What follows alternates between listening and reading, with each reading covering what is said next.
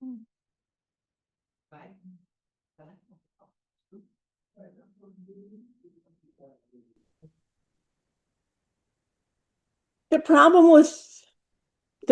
wonderful thing about great works of art of any kind is that they sort of take up residence in you. And yes, and someone also suggested it'd be a good idea that I remind people to turn off their phones because that's if they're making noise, that's a distraction. Well, so these great works of art, music, literature, when they live inside you, they continue to grow and they continue to pester you as you have new thoughts about them, as your life changes. So it happened to me with this one from Diego that I have maligned by saying, oh, this is such a terrible composition. I mean, terrible commission to have a space like this and such a grand topic as the whole history of Mexico. But, oh, couldn't he have done better? So what came to me is, well, it depends what you think of as history or what this tells you about history. It's the history of Mexico. So what is the one thing here that is clear? Is the symbol of Mexico. I mean, that's unmistakable, right at the center, larger than anything else. And then all the rest are events from the pre-conquest up to the modern era. And all the figures are life-size. Well, actors in history, if you're true to life, everybody should occupy about the same space, right? That we all have our role and we're all, in our way, important. And when you think about our own, your history, my history, I don't think of my history in a chronological order. There's this from my history and this from my history, and they've helped make me what I am. So it's a kind of an arbitrary and contrary to our experience if history is presented in a space like this, if it were chronological panels. That would have been, he's gone through and selected out, or someone in culture has selected out, this is important, this is important, this happened, and then this happened, and then this happened.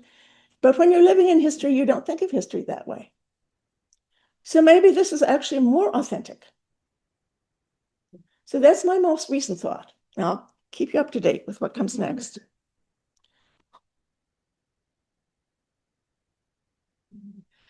Because it's not as if he didn't know how to organize things. This is marvelously organized.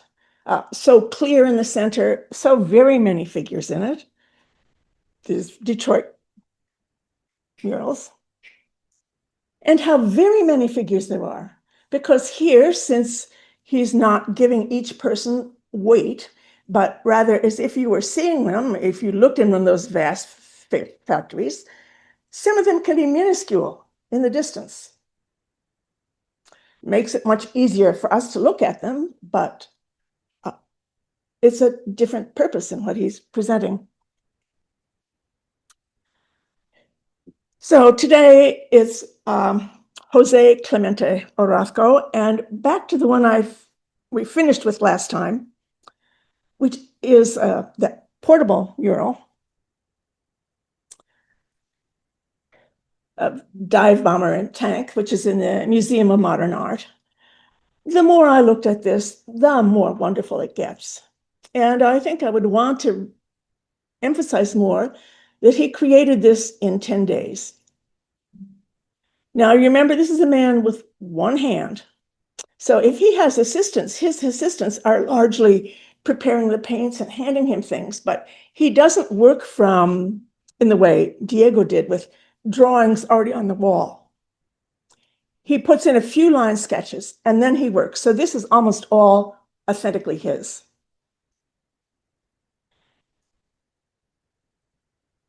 And it's certainly an authentic statement of he's very interested in history in the sense of what history reveals about humanity. He's a much more saturnine creature, believe me, than Diego Rivera. Diego saw the best, imagined the best. Orozco does not. He's seen, actually, by the time we look at them all, he in his maturity, sees how very cyclical things are, that life gets better and then it gets worse, and then it gets better and it gets worse. And people attack one another, and then there's a period of peace. So he has this kind of long-term dispassionate view, which I find unsettling because of our current situation right now. It's as if he was still addressing us. But in this one, in 1940, when the war was already in process, here he said, this is just modern times. He's not even saying, this is the horrors of war. He said, this is what life is like now. So I want to go through some of the ways that in this, he is sort of standard artistic ways that he heightens the drama of it, because it is an extraordinarily dramatic image. And you can almost take it panel by panel. Remember last time I said that he with this kind of detachment, just like his not giving a title to this, said, well, you could arrange it in different orders if you want to. Look at how he manipulates the contrast of light and dark. Well, this is just time honored. These are things that it's built into us to react to. So that in the final panel on the right, around the dark form, you see white on the outline. That's the strongest contrast. And then over here, where it's the darkest, the lightest. Because there's no non-artistic reason why the color should change across the background. The background is just background. There's no setting for any of this. Actually, what it does do, because you see those really swift, curved, but slashing sort of diagonal lines, they communicate. You cannot imagine, I believe you cannot imagine, that he has painted that very slowly and carefully. And you know that when it's 10 days, but it's like that same kind of impetuous things rushing forward, just like war and extreme feeling that is just pouring out of him across the background. Then this is a very typical color scheme for him. It's very unusual. It's this contrast of dark grays, blacks, and browns, and then sometimes orange and blue and bright red. Those are not schemes that you generally put together. It's just his, and that's also a little bit like jarring. Some place it looks like it's grisé, black and white, and then there are places it's color. Now look at the faces down below. And well, also here, look, this is 1937, Picasso's Guernica, which is a very large painting, not a mural. But this use of diagonals, that same sort of composition, there's a underlying message, mood, and composition that all go together in both of these. Yeah.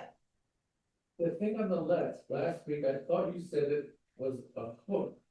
Well, I said Is to it like an eel or something, and the tail is sticking out of that hole in the middle?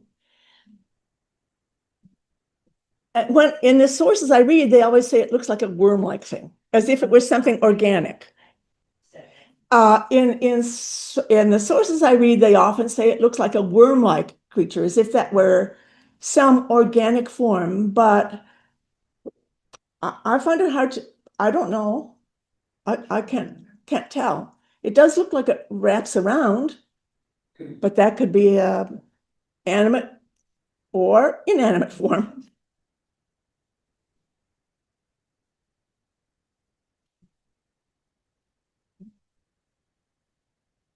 So this, you can get closer to one of the faces. And also, you better appreciate the 10-day labor. when you see his size compared to the work he's produced. Which medium is this? Is this fresco or is this? Yeah, this is fresco. Fresco. This is a portable fresco. All the panels, each one's 450 pounds. And he made it in 10 days in the lobby of the Museum of Modern Art so people could come and watch him make it. What year was this? 1940. If it's portable, why make it a fresco and just not on canvases? It would be a lot lighter. He was known as a fresco artist. Frescoes, murals were in the 20s and the 30s, largely because of the Mexican murals, seen also in this country as the antidote to the hyper-intellectual elitist art coming out of Europe. Because this is seen by a large public, and it doesn't have a hidden message, and it has a public message. So this is art for the people. So it was a kind of a. It still seems like it would be so much easier just to make it a paint rather than having to work with all this wet plaster and Yeah. weight and everything. What can I say? Just stay. I totally agree. Yeah. No, only now that we have things like acrylic paint. When they were made with tempera paint, these were, no, you couldn't take them out. They could be in lawn. Yes, as long as they have some kind of roof over them. So look at that face. So what's happening with that face? This one, I think, particularly because I'm an art historian, I can look and I have to turn away. Chain is being nailed into the eye. Yes, that's what just makes me shiver.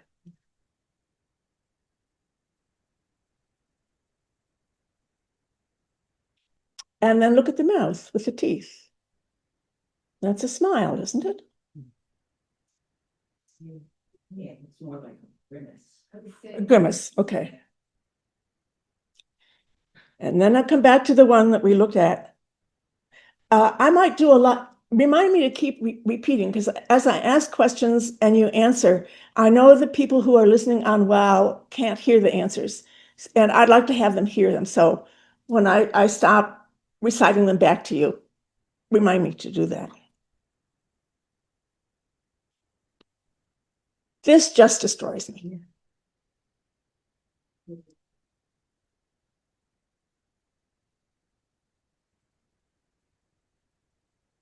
No free speech.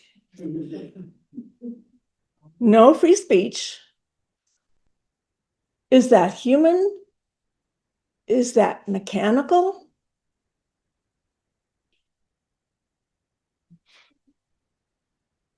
It just wavers back and forth, doesn't it? It reminds me of like when they put the ring in the bull's nostril. She said it reminds like a bull with a ring in its nostril. And look at just those little bits of brown paint, just here and there. Did you say, I didn't, I don't know. It looks like rust. It looks like blood. It's a little bit of color to carry the color over into the composition. How would he know where to put it? How does he choose where to put it?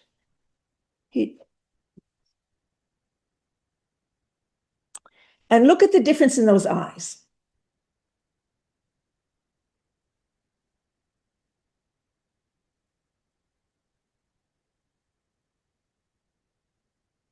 One with a nice curved lid, very feminine, nice curve, and as if there's the bulge of the eyebrow, the eyeball within, and then the other is just a slit across a flat surface.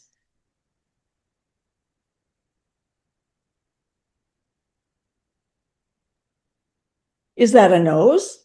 No, that looks like a metal bar.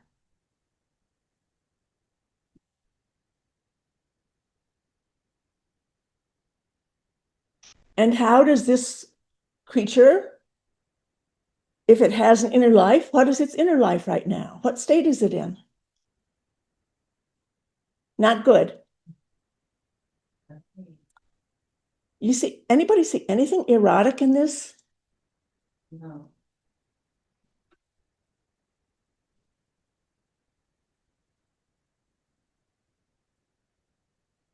So this is just a detail. So with great works, the more you look, the more you see, and over time, what you see in them changes. Now we go back to his youth. I have to practice looking at this because it gets to me. So, as I said last time, very briefly, he'd had a sort of a pickup career before he was doing cartoons, and he became um, artist with the military for a while. So he was seeing battle, although he himself evidently didn't fight. Um, and some small easel paintings. And he didn't really get into doing murals until the early 20s when there was that campaign within the government, sponsored by the government, that we need to formulate a new nation, a sense of nationhood. And the way we can do that among people who don't all even speak the same language, they have no shared cultural history between the elitist European who've settled here and then indigenous people who live in pocket hollows way off nowhere. Images will do it. And so then they sponsored this mural program. And this is the very nice 18th century exterior of what was one time a Jesuit monastery, but it became the national preparatory school, the sort of the best private school in Mexico City, government school. And this is its courtyard. And he was asked to do frescoes in the courtyard the same way Rivera at the same time was doing frescoes for the Secretariat of Education. We'll come back to look at several visible there, but I want to look at the first one, just hidden behind the bush at the left, on the right. You can't see it here. Would you guess this is the same man who 20 years later does the dive bomber? It's just called Maternity. So this is done by the young man who's had a good art education. He worked with a teacher who especially taught the values of and the inspiration of Michelangelo.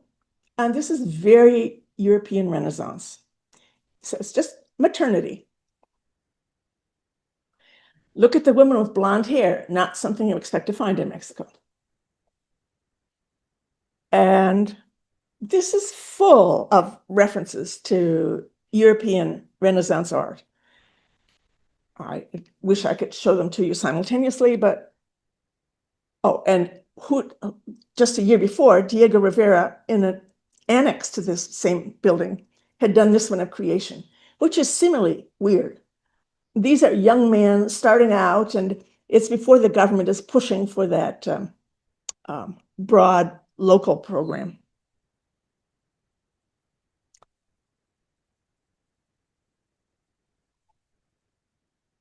So when you look at the angels with their fluttering clothing, Botticelli. It's not absorbed, assimilated, and hidden. It's just outright. Here, I know Botticelli. And for the woman holding a child, a woman in a blue mantle, here, I know many Renaissance images of the Madonna and Child. This is one by Bellini from the early 16th century. And for this rather peculiar androgynous figure at the base, whom we see from the back, holding up grapes as if it was the god Dionysus, that's the kind of muscular body that comes out of Michelangelo.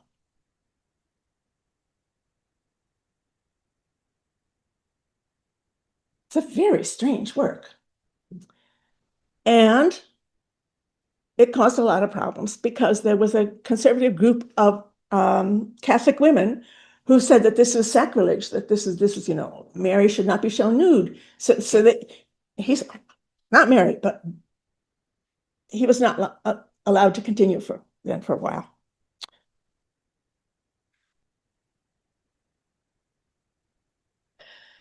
But in 2 years, he was invited to come back to do more, and he did for all the rings around 3 corridors and also on the stairwell.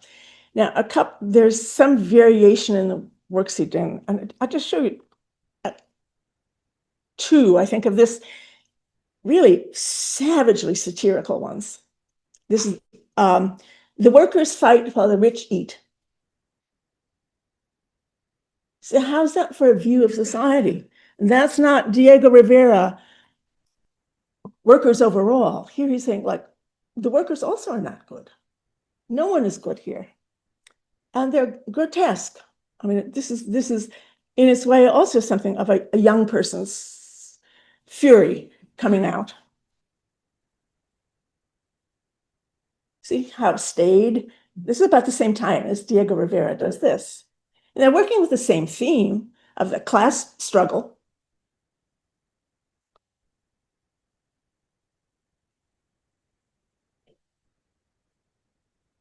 This is justice.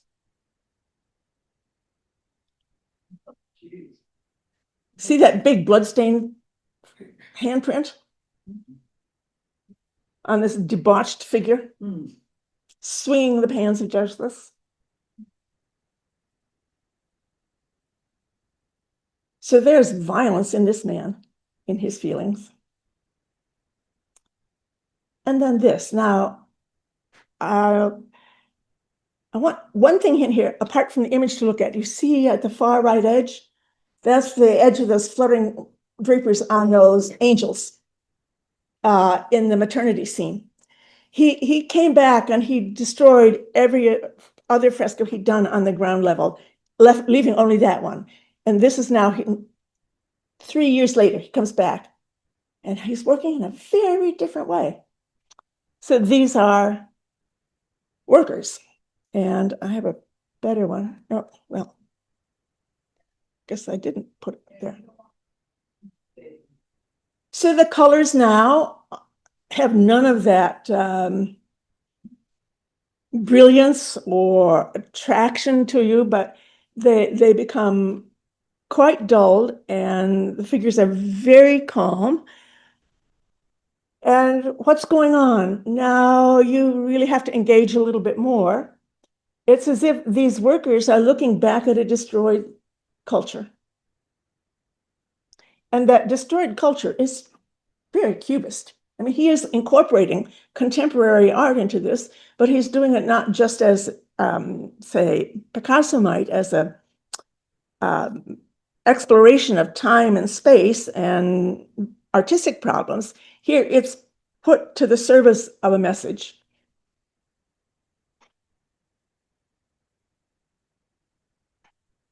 Or the workers. One man's reaching down for a hammer. So you see several with their hoes. So he's encompassing both peasant farmers and then urban workers in this. And he's such a fine draftsman that those women whom you don't see by face, you do have the sense that they're hunched over, whether careworn or sorrowing from something, and then the men solicitous with them. And the backgrounds are very interesting because they are nowhere backgrounds. They're planes of color and shapes that sort of go back, but there's no narrative about this at all. And think of that in comparison to what Diego's doing nearby. I make these comparisons because you just see how these two men have such very different imaginations, visual imaginations. Or compared to Diego's leaving the mine,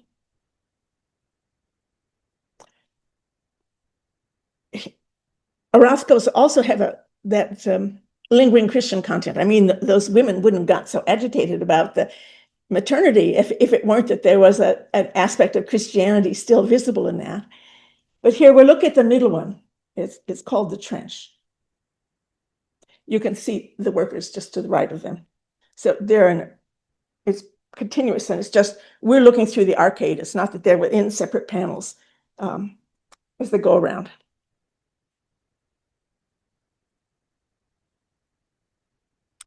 So there's just the residue of the workers on the right side here. And then I will take you into a closer view of this. Oh, yeah.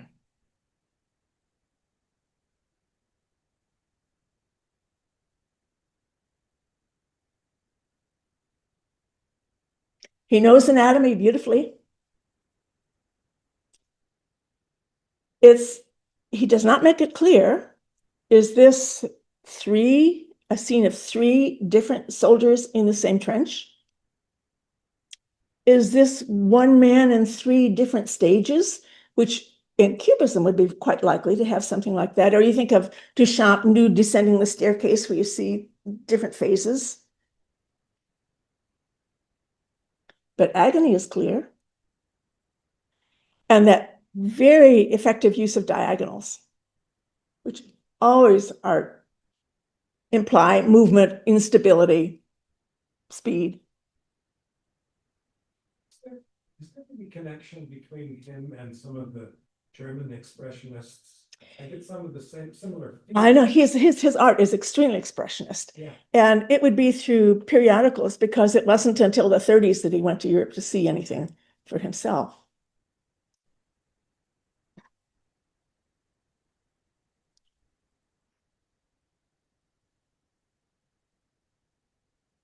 In Me Too, they call for silence. It's not just a story in some way.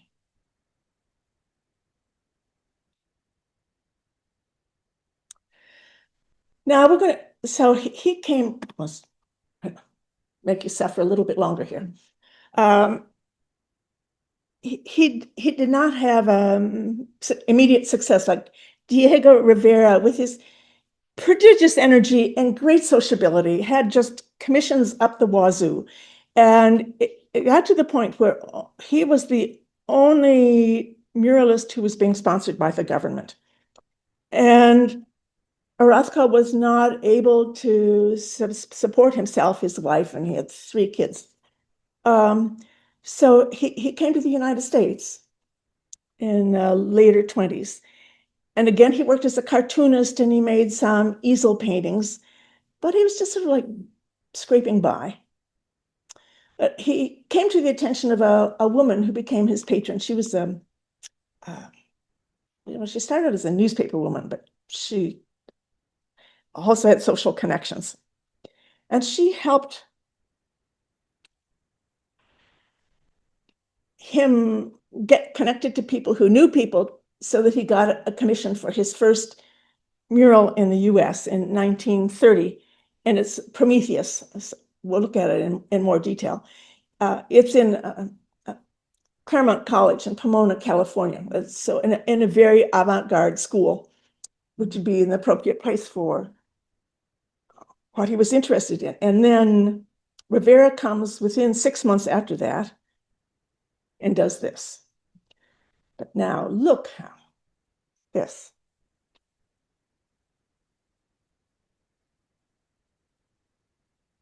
And I have details. So his patron was part of a group in the city. They were in New York City, very involved in revival of classical literature and philosophical exploration.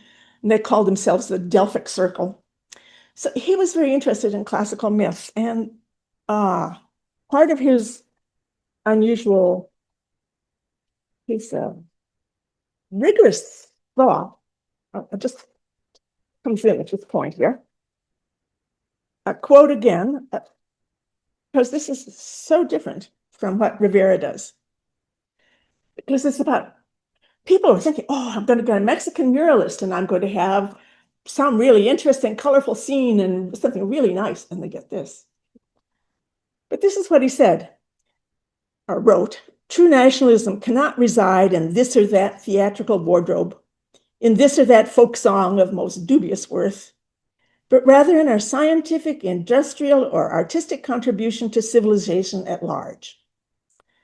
For example, a painter who works within the Italian tradition of the 15th or 16th century can be more nationalistic than some other artist tricked out, silly, or tickled at the sight of our Mexican pots and pans, which are fit for the kitchen but not for the drawing room, and even less for the library or laboratory. Such thoughts led me to eschew once and for all painting of Indian sandals and dirty clothes. From the bottom of my heart, I do wish that those who wear them would discard such outfits and get civilized. So you have some sense that he does not get along easily with other people, and also that he thinks very critically.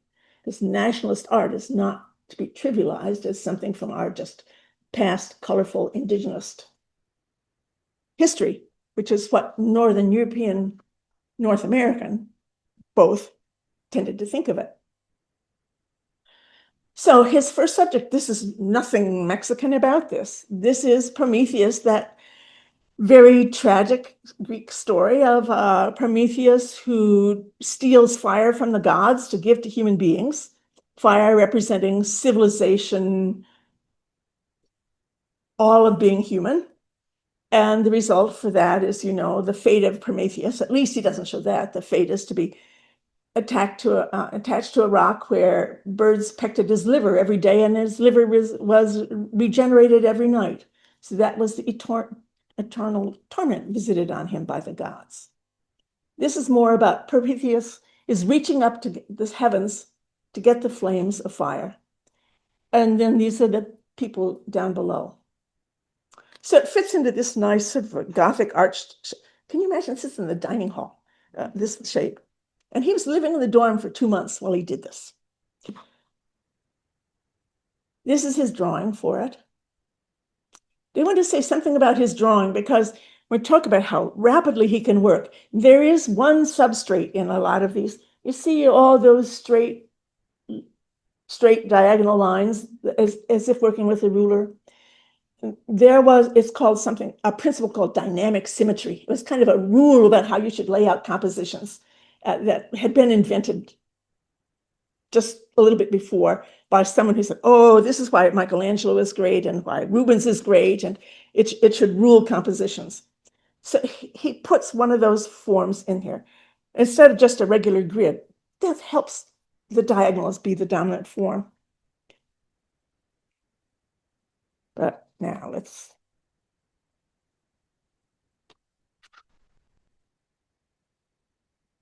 not a very heroic face. Look at that small, strained mouth.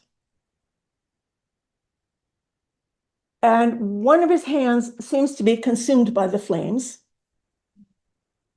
That can be a slight bit of personal history coming out there, although for the artist, it was his left hand that he lost. But he doesn't look like a heroic hero, does he? And then I have close-ups of the figures down below.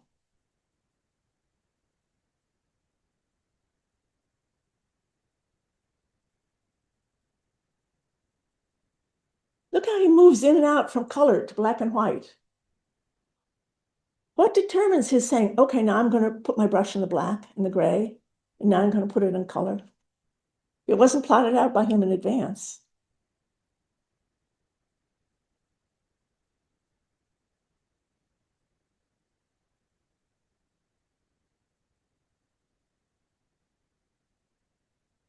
All the way up there, they're all individualized.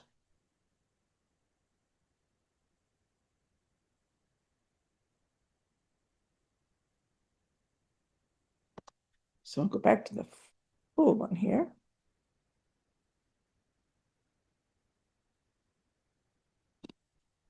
Jackson Pollock's brother stopped by to see these, said to Jackson Pollock, you have to come out here to look at this. And Jackson Pollock did. In fact, got a reproduction of this and kept it in his New York studio all through the 30s, saying this is the greatest work of Western art.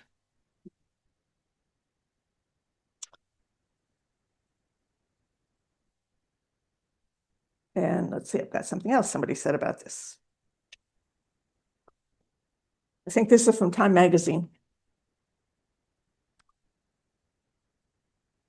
Oh no, this is an LA art critic. Says, here's from the Time magazine. It's almost essential to smart dinner conversation as backgammon. And an LA art critic. This is among the most significant art outbursts of our time. It makes the aesthetic experiments of modern Paris seem like trifling matters in comparison. So he was lionized, famed across the country for this. The architect said, if that fresco came down, I think the ceiling would fall.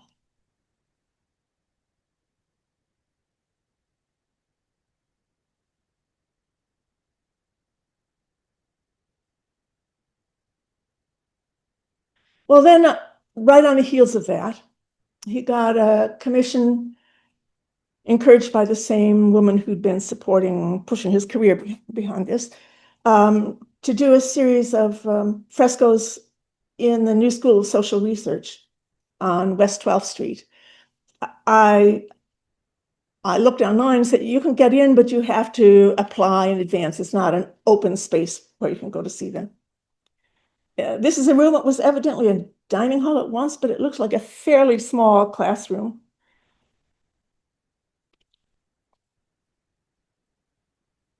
And it's in this building. This was the first international style modern building in New York City. So the New School was always, which was founded in the early 20th century, was cutting edge contemporary philosophy, contemporary whatever. And the only stipulation made for Rothko, when he did this, was that it had to be something that dealt with a contemporary subject. And there's someone else who was given a commission at exactly the same time, Thomas Hart Benton. And his have been removed from the New School, and now you see them in the Met. So Met's, his were about industry, a couple other aspects of America. And how many of you have seen them? I hope a lot of you, because they're very colorful. They're really engaging.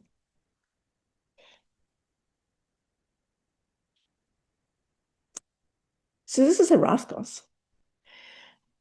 They're generally acknowledged not to be his great work.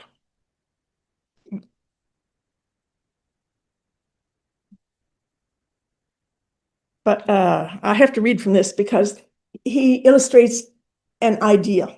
And okay, let's see, what's this? This is the allegory of science and labor. This is in the corridor just outside that room. And here he is standing next to it. So you get an idea of what the scale is. The color's bad because it's without public access. There aren't a lot of people able to get in there to photograph it.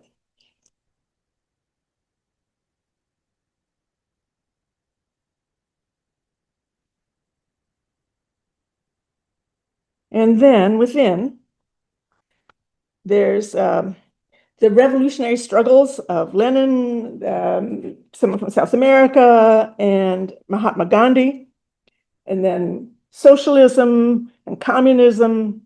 It's all political ideology of the day.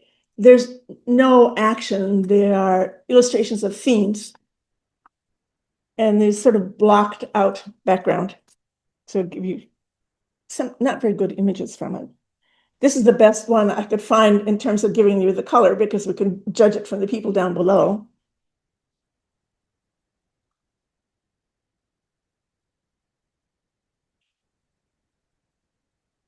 So it's devoid of action. Here you have Latin America, Lenin, These are the struggles of the people. Let's see if I guess I don't have another one. Well, here. Is that Stalin on the right? Yes, Yes, yeah. yes. I think I must have some out of order. I think I've got another one I can show that. And then on this wall, so that's sort of Western Europe and the Americas. And then the East here with Mahatma Gandhi.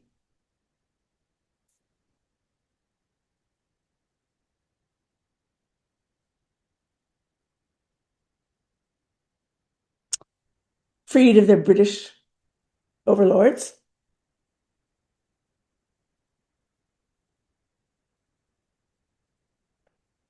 And here they were in captivity. Black slaves, white slaves. And here, this is the table with a piece of unity, and there are people of all different races around the background. Give you a scale again. And it's only with this detail you can see anything of the possible power it has, because there's no action in it. It is, as I said, demonstration of ideas.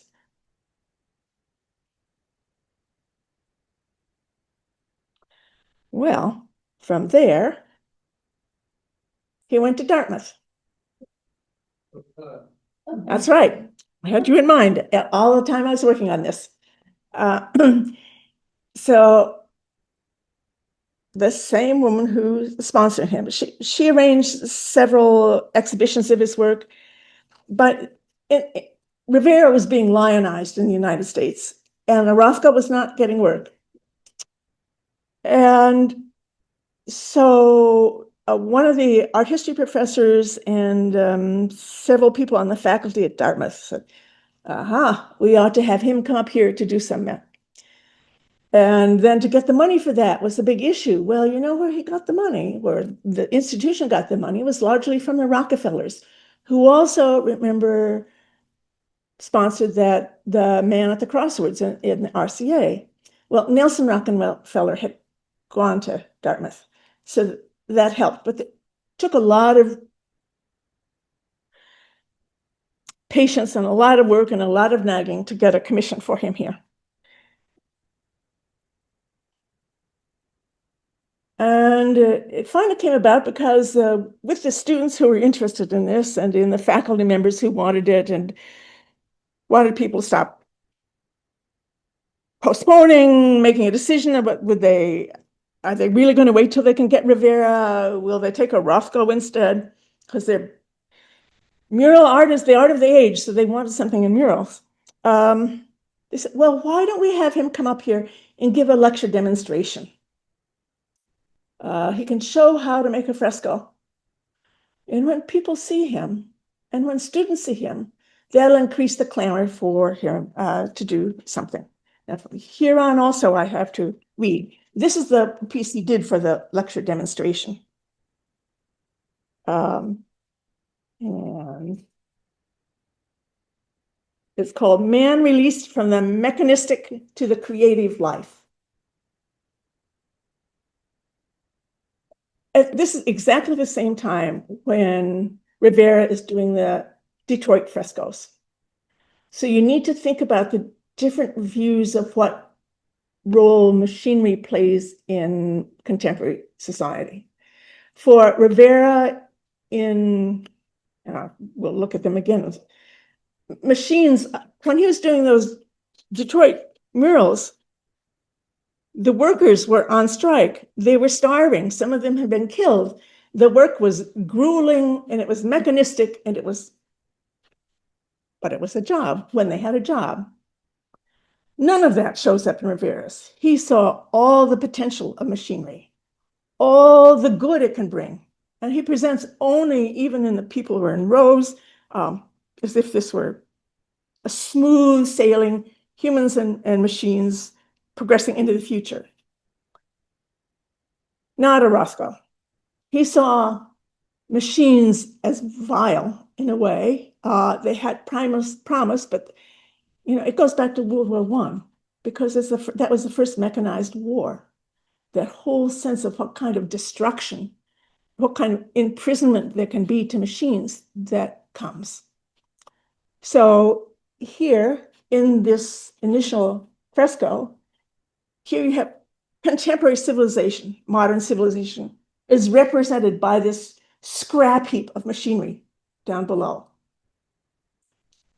And then man is just freeing himself from it, freeing himself to use his hands, which of course is what an artist uses. This is his writing for this.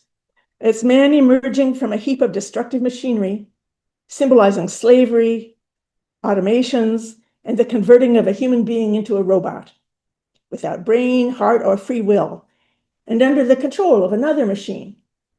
Now, people were working in the Ford factory might have felt just like that, but man is now shown in command of his own hands, and he is at last free to shape his own destiny.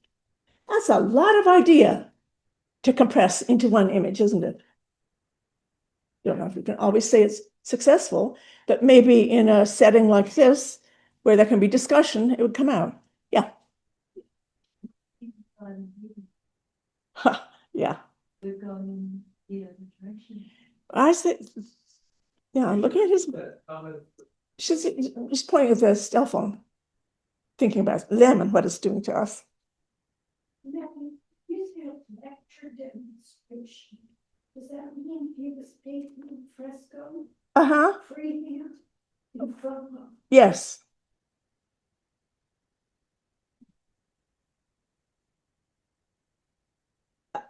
As usual, I mean, this is one thing that would be good about this being in a school where you could look at it in detail. When you look at the bottom center, you see it's humanized machinery also, because you have those two hands.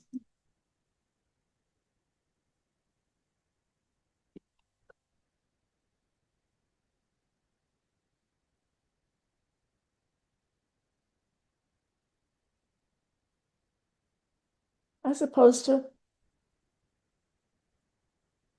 much more sanguine view of it there.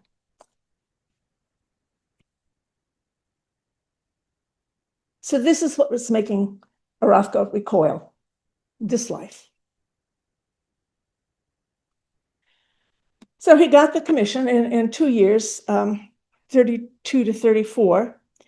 He did it's over 100 feet long, frescoes that wrap around the walls in the reserve reading room and in the Baker Library at Dartmouth.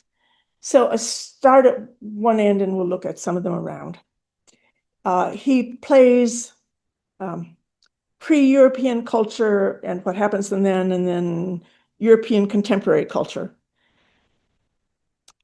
I will say that for both men, especially when they're working in the United States, they are making a point that they're talking about America. Rivera put it really nicely. He said, America stretches from one cold region to the other. It's the whole land from one pole to another. And North America is not to be privileged because after all, Cortez even settled in Mexico long before English people came to Jamestown. It was even Europeanized earlier. So we need to look at things a little bit differently. So these are, if you're, I've heard that it seems pretty dark and drab when you're sitting in there, but these are good color. This is so there's a sequence. As if you were doing around the walls of the cloister in that school. There's not panels between them. They just go from one to the next. And I will give you his name. This is ancient civilization. Ancient, and it's ancient human sacrifice. But not human sacrifice thought as being something necessarily bad. Just that was. That's the Aztec custom of decorticating, taking the heart of someone, and feeding them to the gods for the sake of the continuation of the culture.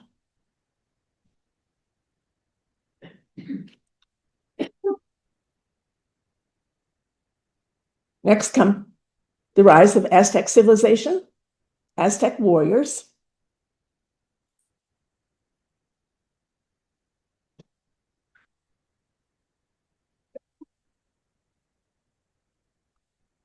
the arrival of the god Quetzalcoatl. Who can pronounce that? Quetzalcoatl, who is the equivalent essentially of a kind of a Prometheus, the god who brought civilization. And so he's the mighty figure in white here, and the old gods, the evil gods, are in a row behind him, and they're leaving. Then what this god has brought to society is civilization, to build the great pyramids, to carve. And then the foreground in the lower right is people having conversation at the doorway to a house. Civilized community. This is also a Dartmouth. Yes, these are I'm just going to show you the whole series, well, except for a few small panels and a whole series. Look how bright the color is and how unnatural the color is too.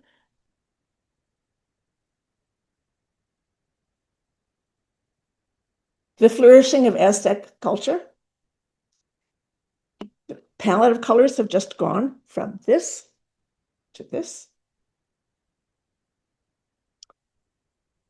So there's a worker in the field tending to the maize, and one carving a stele.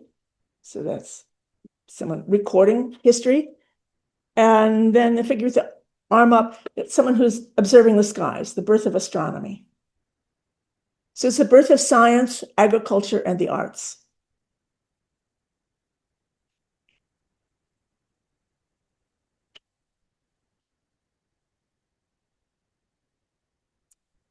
And those gods who had been repelled come back and drive Quetzal out. And he leaves on a snaky raft. So it's the end of that civilization. Evil is returned.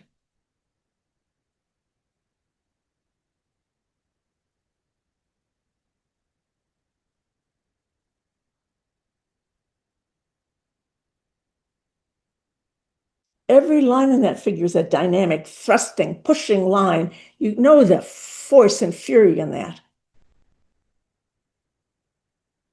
And there you see how much he drew on the wall before he painted. Just enough for that dynamic symmetry scheme to be there.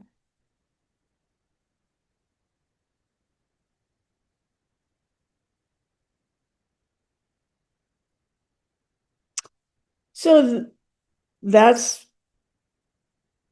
early, and that's Southern. Now we come Cortez, and after that, and more Northern territory on this wall. The arrival of Cortez.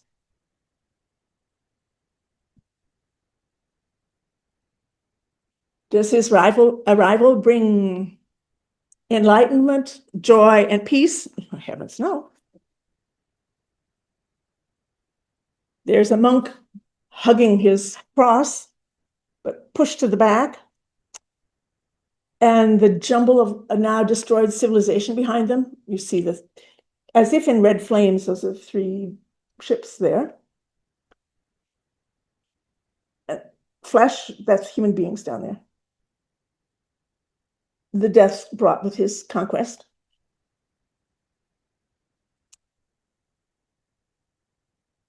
I think especially strange to me is that leg between the legs of Cortez. I still can't figure that out. That arm, you can see that's someone prone and leaning forward, but that one, I can't get that. Some figure, otherwise you can't see there. So he comes with destruction. Yeah? Usually 2 arms and then a head. Oh, I see the head. Oh, that is an arm. Well, I don't know. Sort of. Somebody's bowing it. Somebody's dead. Yeah, yeah. And then intruding into it, there at the far edge, cold steel. This is the arrival of modernity. He sort of skips over some centuries. This is modernity. Who would want that? Machines that do nothing.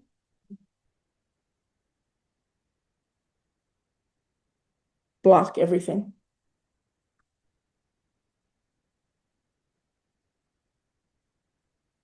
And then culture here first in North America. And what a critique there is here. There's education. That's fine. But does that teacher interact with her students? Look at her students down below. They're, as we would say, zombies, aren't they? Harshness. Absolutely harsh. Not interacting with any of them. And they are utterly spiritless. They have been taught to be nothing. And then behind in this great circle with a void in between, that's like a public gathering. But again, a soulless, personalityless ciphers for people. And then intruding into that just a little bit on the right. I don't know if we'll get it all in this next one. Well, here's the merging of the two. That's Zapata. So that's Southern Enlightenment as opposed to so-called Northern Enlightenment with a school teacher. But is he very heroic? Well, of course, here he is. But what is he looking at? What is there that makes him humane, anything?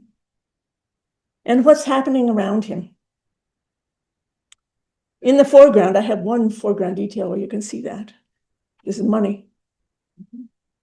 One eager capitalist with this bulging bag and the coins are spewing out. And then on the other side, I can't myself decide if he's devouring the coins or if he's just burrowed into the coins. And then you have the military on the left. And look to our right, the figure there is a American general, and he's raising a dagger, and he's going to stab Zapata in the back.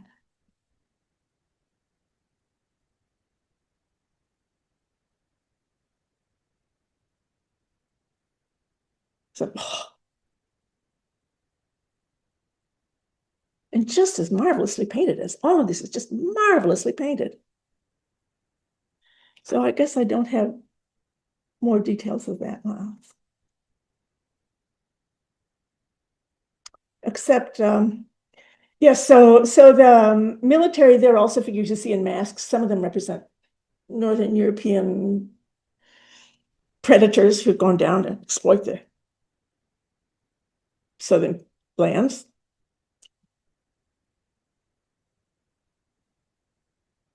I have to give you the title of this one. This is one really gets me. Gods of the Modern World. What gets me about this now is, you remember, this is in a prestigious college. One reason it makes sense to have it there is that Dartmouth was founded from the beginning to accept and educate American Indians. So although in the 30s, it was a very elitist white institution, its origins had different ambitions. But so this is academics. Look at them. They're skeletons. This is education that is just dead. There's heaped books down below.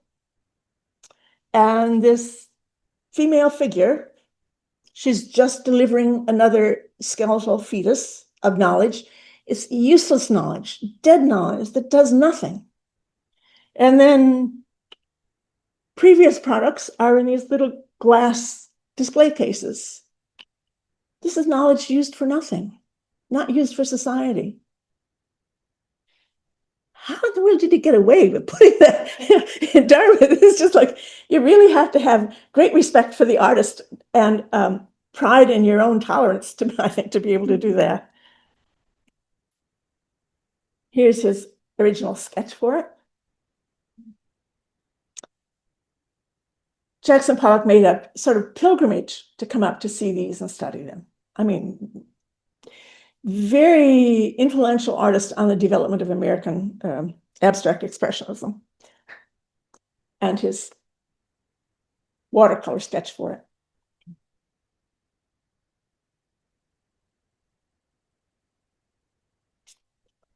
Now, this is the counterpoint to that sacrifice of in the Aztec sacrifice. And this is called modern human sacrifice.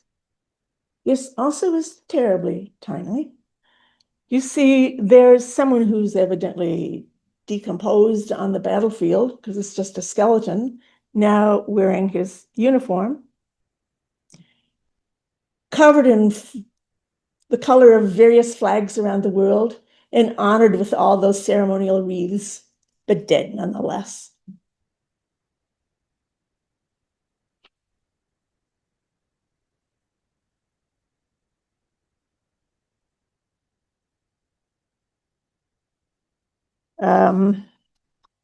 Then this is I don't exactly remember what the title of this is, but this is the equivalent of the it's a Christ figure, but he's shedding his Christ-like nature. He's destroyed his cross, and all earlier Western religions have been destroyed as well. Or not just Western, you can see a Buddhist figure there in the classical column. And his skin is peeling off as a new man will emerge from it. So that culture can start over again on yet another cycle, which is up to the students, Bendit Dartmouth, to create a new age. And over one door, I'm sorry I don't have, this is the culminating scene. It's up over a door. And it's someone reading. There's a structure underway behind him, but he's not involved in it. So this is a person who has all the potential to do something, but is not doing anything yet. Very different message than what you get with Rivera, right? So that's what I have for you today. I hope you can go make yourselves feel better now after you've had this extremely stringent, candid evaluation of the nature of human nature. And he is a gorgeous painter, just a gorgeous painter. Okay, do you have any questions? What was Rockefeller's reaction to it? This is really mind-blowing. They were very tolerant of this. Yeah, very tolerant. Yeah. Because after all, they're getting a famous artist.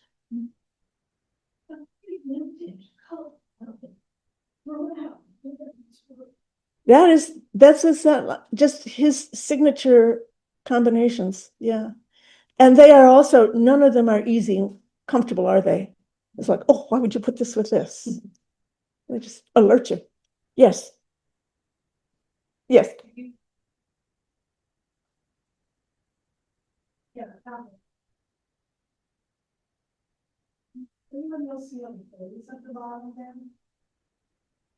Like the bottom circle is like a mouth and fire is sort of like in a nose position and I mean, or am I don't have enough in the imagination. No, but also, I mean, this is a proof that you're a human being, because human beings see human beings sitting everywhere.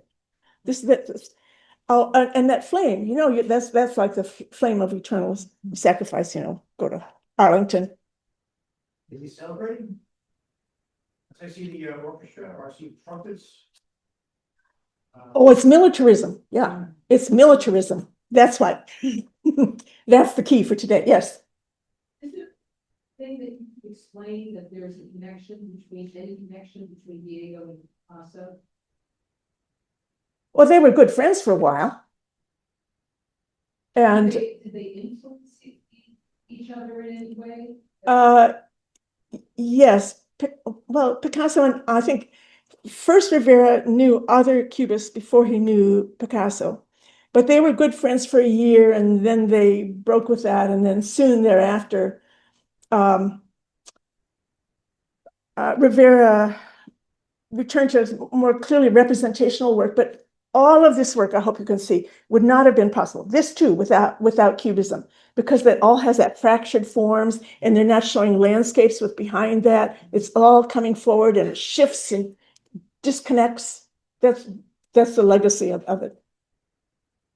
So they both have a relationship with Picasso. It became so widely known that it's hardly even just ascribable to a connection to him. But Diego did have a specific connection to Picasso. Yeah. Yeah. All right. Go enjoy the next week. Now, next week you have a break. We have a break. There's no class. So what follows? And then after that, well, I'm still thrashing that out because do a little Siqueiros, the third famous Mexican muralist. But then I don't know whether to do Thomas Hard. People who were influenced by this are Ben Shahn, Thomas Hart Benton, whole bunch of them, or to go to next Friday, nothing. Not the 20, the following. The following week, yes, Thank you. one more class. The last slide.